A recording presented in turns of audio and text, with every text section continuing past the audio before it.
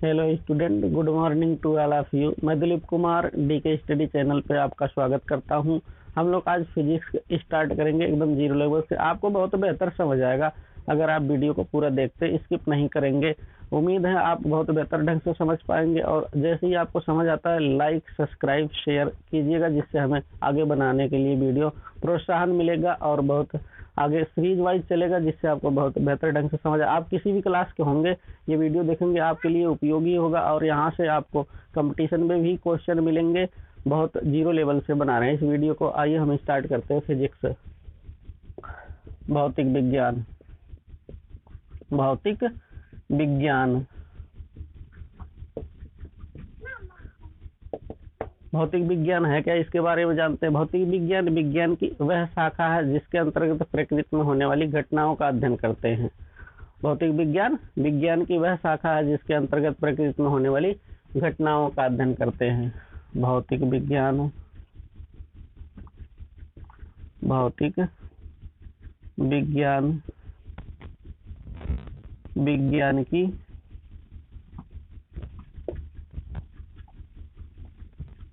वह शाखा है, वह शाखा है जिसके अंतर्गत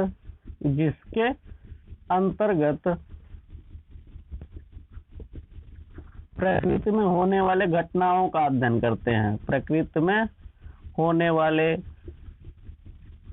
घटनाओं का अध्ययन करते हैं।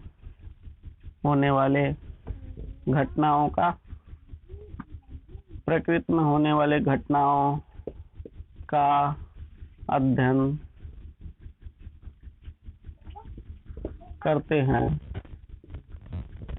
उसे हम फिजिक्स कहते हैं। प्रकृति में होने वाली घटनाएं, जैसे मान लीजिए आप कहीं बर्फ रखे हैं, कुछ समय बाद वह पिघलकर पानी में बदल जाता है, जल में बदल जाता है। या प्रकृति में एक घटना हो रही है, जैसे आप कोई छड़ रख रखे हैं, पहले वो गर्म थी, बाद में हम उसे बाहर रख दिए, वातावरण के टेम्परेचर से वह बाद में ठंडी हो गई। यह प्रकृति में एक घटना हो रही है। ये सब घटनाएं हम किसके अंतर्गत अध्ययन करते हैं?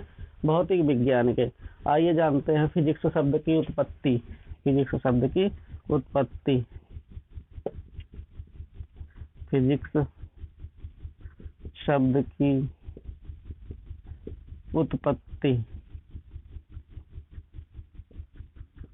फिजिक्स शब्द की उत्पत्ति।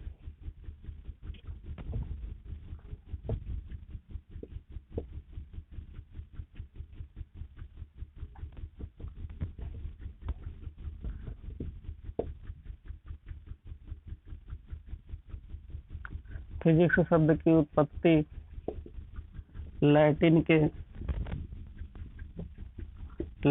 के फिजिका शब्द से हुई है। फिजिका शब्द से हुई है,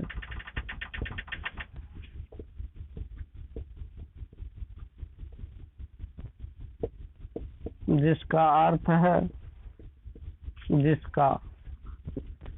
अर्थ है नेचुरल थिंग्स। नेचुरल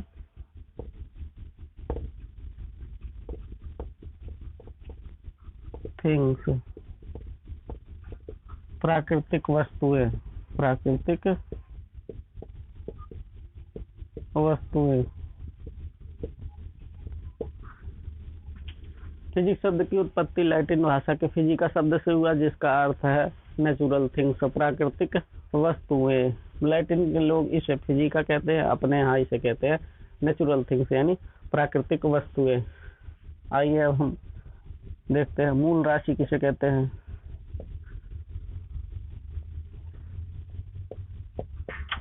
मूल राशि, वे भौतिक राशि, वे भौतिक राशि जो पूर्ण रूप से स्वतंत्र होती हैं, जो पूर्ण रूप से स्वतंत्र होती हैं,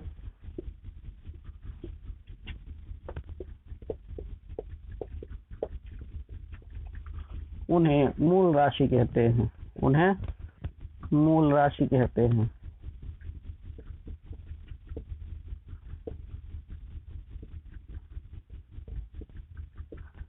वे भौतिक राशि जो पूर्ण रूप से स्वतंत्र होती हैं, किसी अन्य राशि पर निर्भर नहीं करती, उन्हें हम मूल राशि कहते हैं। मूल राशियां 7 हैं। मूल राशियां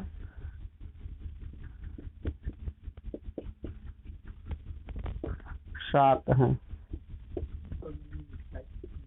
आइए हम लोग देखते हैं वो मूल राशियां 7 कौन सी हैं और उनके मूल मात्रक क्या है। और आप उम्मीद करते हैं इस वीडियो को देख लिए होंगे। अगर आपको ये स्क्रीनशॉट लेना हो तो स्क्रीनशॉट ले सकते हैं। और आगे हम चल रहे हैं इसी कड़ी में। मूल राशि और मूल मात्रक क्या है उसके बारे में देखते हैं। मूल राशियों के मात्रक को मूल मात्रक कहते हैं। मूल राशियों के मात्रक को मूल मात्रक कहते हैं। मूल राशियों के मात्रक को मूल मात्रक कहते हैं। आइए हम देखते हैं वो 7 मूल राशियां हैं कौन सी, जिनके बारे में हमें ध्यान देना है, आगे देखना है। एक तरफ हम लोग लिखते हैं मूल राशि, दूसरी तरफ मूल मात्रक। मूल राशि, मूल मात्रक।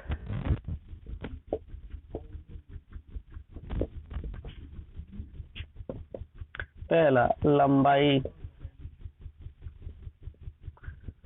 द्रव्यमान, समय, ज्योति तीव्रता, ज्योति तीव्रता, विद्युत धारा, ताप, पदार्थ की मात्रा, पदार्थ की मात्रा। ये 7 मूल राशियां हैं। अब इनके मात्रक देखते हैं। लंबाई का मात्रक मीटर होता है। लंबाई का मात्रक मीटर। द्रव्यमान का मात्रक किलोग्राम। द्रव्यमान का मात्रक किलोग्राम। समय का मात्रक सेकंड। समय का मात्रक सेकंड। ज्योति तीव्रता का कैंडिला। विद्युत धारा का एम्पियर। विद्युत धारा का एम्पियर। ऐसे ताप का केल्विन। ताप का मात्रक केल्विन। आइए फिर पदार्थ की मात्रा मोल। पदार्थ की मात्रा मोल। ये मूल राशियां हैं और इनके सामने जो लिखे हैं इनके मात्रक है। मूल राशियों के मात्रक को मूल मात्रक कहते हैं। मूल राशियों के मात्रक को मूल मात्रक कहते हैं। आइए अब हम देखते हैं मात्रक क्या होता है, मापन क्या होता है, इसके बारे में जानते हैं। और ये आप स्क्रीनशॉट ले सकते हैं अगर आपको उपयोगी लग रहा हो तो। आइए हम आगे चलते हैं। मात्रक किसे कहते हैं? किसी राशि को जिस निर्देश द्वारा व्यक्त करते हैं उसे मात्रक कहते हैं। किसी राशि को जिस निर्देश द्वारा व्यक्त करते हैं उसे मात्रक कहते हैं। मात्रक।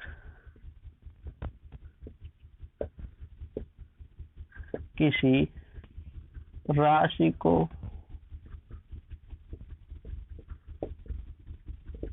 जिस निर्देश द्वारा व्यक्त करते हैं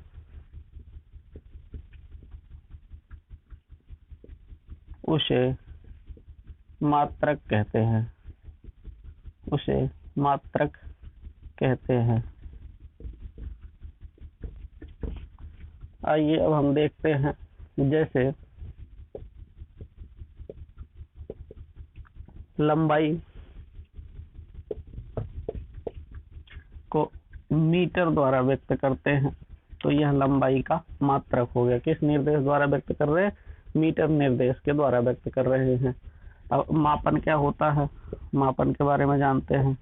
किसी वस्तु को आंकड़े के रूप में व्यक्त करने को मापन कहते हैं। किसी वस्तु को आंकड़े के रूप में व्यक्त करने को मापन कहते हैं। किसी वस्तु को आंकड़े के रूप में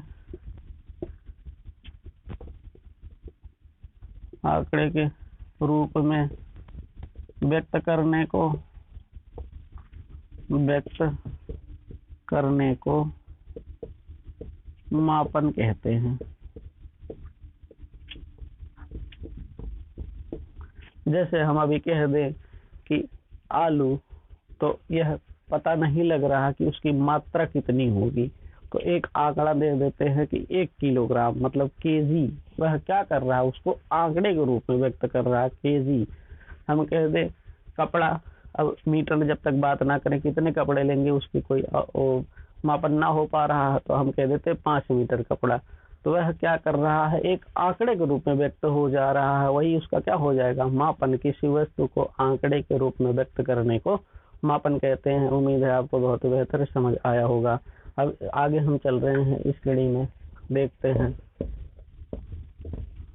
किसी वस्तु को आंकड़े के रूप में व्यक्त करने को मापन कहते हैं, और यह आंकड़ा जिस निर्देश द्वारा व्यक्त कर रहे हैं वह मात्रक होता है। इस आंकड़े को जिस निर्देश द्वारा व्यक्त कर रहे हैं वह क्या होता है, मात्रक होता है।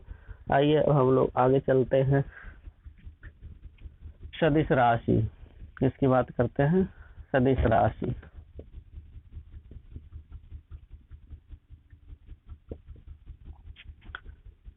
वे भौतिक राशि जिन्हें व्यक्त करने के लिए दिशा और परिमाण दोनों की आवश्यकता होती है उसे सदिश राशि कहते हैं। वे भौतिक राशि जिन्हें व्यक्त करने के लिए दिशा एवं परिमाण दोनों की आवश्यकता होती है उसे सदिश राशि कहते हैं। वे भौतिक राशि, वे भौतिक राशि जिन्हें व्यक्त करने के लिए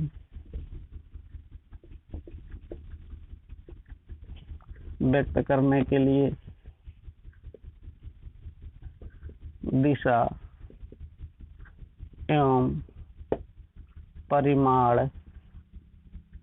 एवं परिमाण दोनों की आवश्यकता होती है, दोनों की आवश्यकता होती है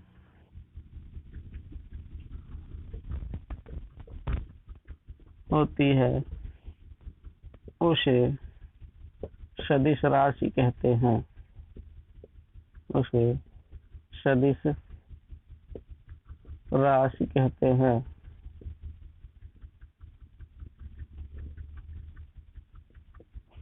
जैसे बल, अगर हम किसी वस्तु पर बल लगाते हैं, तो जैसे हम इस वस्तु पर बल लगा रहे हैं, इसका डायरेक्शन भी पता, हम इस डायरेक्शन पे इस पर बल लगा रहे हैं, और इसके साथ साथ हमें परिमाण भी इसका पता होता है। जैसे हम 5 न्यूटन और हम इधर लगा रहे पूर्व की दिशा में, तो पूर्व की दिशा में हम कितना बल लगा रहे, 5 न्यूटन, मतलब हम उसके साथ दिशा और परिमाण दोनों की बात कर रहे हैं। जो 5 न्यूटन है वह उसका परिमाण को बता रहा है, और जो हम पूर्व दिशा की बात कर रहे हैं वह उसके दिशा को बता रहा है। तो ये कैसी राशि होगी, सदिश राशि। जैसे हम कह दें 5 मीटर हम पूर्व की ओर जा रहे हैं, तो हम एक तो 5 मीटर जो बता रहे परिमाण बता रहे, और पूर्व की ओर जो हम कह रहे उसकी दिशा की चर्चा कर रहे हैं, तो ये कैसी राशि होगी, सदिश। उसे हम विस्थापन कहते हैं। बल, विस्थापन, वेग, त्वरण, आवेग, संवेग, भार,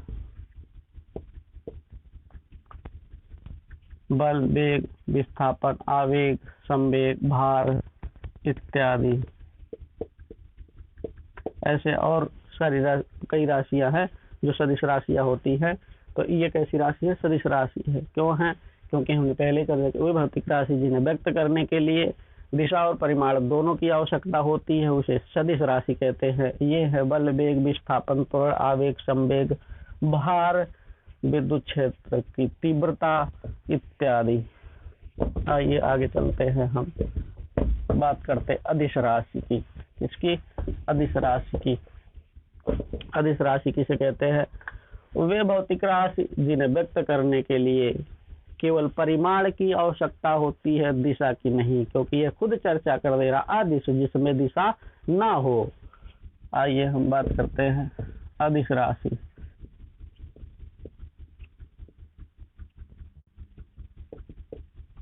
वे भौतिक राशि, वे भौतिक राशि जिन्हें व्यक्त करने के लिए व्यक्त करने के लिए केवल परिमाण की आवश्यकता होती है, केवल परिमाण की आवश्यकता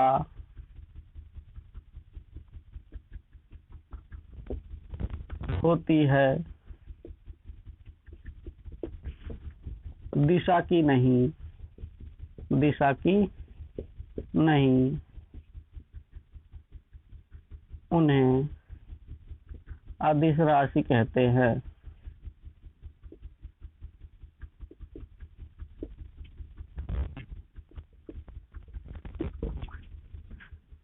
वे भौतिक राशि जिन्हें व्यक्त करने के लिए केवल परिमाण की आवश्यकता होती है, दिशा की नहीं, उन्हें हम अदिश राशि कहते हैं। जैसा कि इसके नाम से ही चर्चा हो रहा, अदिश जिसमें दिशा ना हो।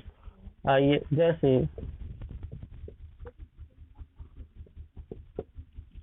ऊर्जा, समय, आयतन, द्रव्यमान,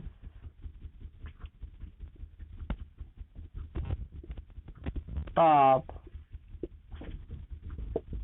कार्य, चाल, दाब, विद्युत धारा, विद्युत धारा इत्यादि, ये सब कैसी राशियां हैं? अदिश राशियां हैं। जैसे अदिश राशियों में ऊर्जा, समय, आयतन, द्रव्यमान, ताप, कार्य, चाल, दाब, विद्युत धारा इत्यादि, ये सब कैसी राशियां हैं? अदिश राशियां हैं। अब इसी कड़ी में हम चर्चा करते हैं व्युत्पन्न राशि किसे कहते हैं। उम्मीद है आप ये समझ आया होगा। अगर समझ आया, आवश्यकता समझते हैं तो इसे स्क्रीनशॉट ले सकते हैं। इस कड़ी में हम आगे चल रहे हैं। व्युत्पन्न राशि, कौन सी राशि? व्युत्पन्न राशि। व्युत्पन्न राशि किसे कहते हैं, इसकी चर्चा हम करते हैं। व्युत्पन्न राशि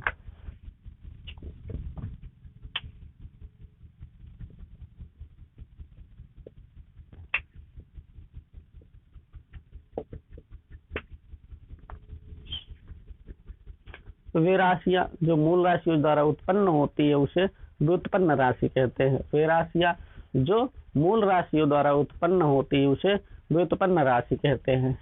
वे राशियां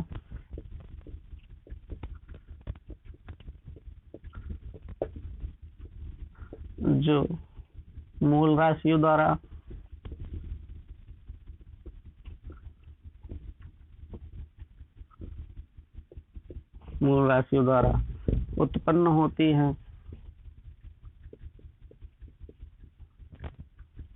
उत्पन्न होती हैं उन्हें व्युत्पन्न राशि कहते हैं। उन्हें व्युत्पन्न राशि कहते हैं।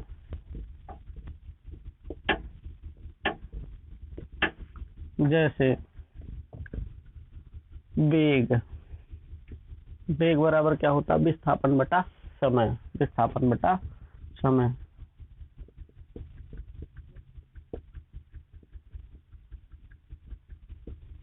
विस्थापन यानी लंबाई की बात कर रहे हैं। किसकी बात कर रहे हैं?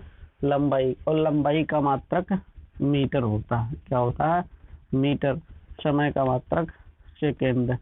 मीटर प्रति सेकेंड वेग का मात्रक हो गया। और ये दो मूल राशियों द्वारा उत्पन्न हुई है। एक तो लंबाई है, दूसरा समय है। ये दोनों कैसी राशि है? मूल राशियां। और मूल राशियों द्वारा उत्पन्न हो रही है, तो इसलिए क्या कह रही है? व्युत्पन्न राशि। क्या कह रहे हैं?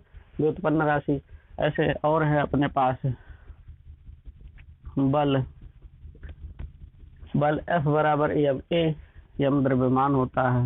एम क्या होता है? द्रव्यमान होता है। और ए त्वरण होता है। बल को F से प्रदर्शित करते हैं। F बराबर एम ए, द्रव्यमान और त्वरण का ये गुणनफल है, बल है। अब देखते हैं, द्रव्यमान का मात्रक होता है किलोग्राम। त्वरण को हम व्यक्त करते हैं त्वरण वेग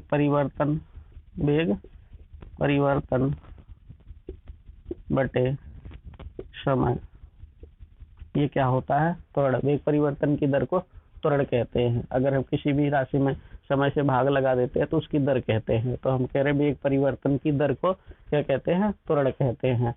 अब यहाँ से वेग परिवर्तन, वेग का मात्रक मीटर प्रति सेकंड है, मीटर प्रति सेकंड, और ये नीचे समय है, समय का मात्रक क्या होता है? सेकंड। तो ये हो जाएगा मीटर प्रति सेकंड स्क्वायर, मीटर प्रति सेकंड स्क्वायर किलोग्राम। और त्वरण का क्या हो गया? मीटर प्रति सेकंड स्क्वायर। ये किसका हो गया? बल का।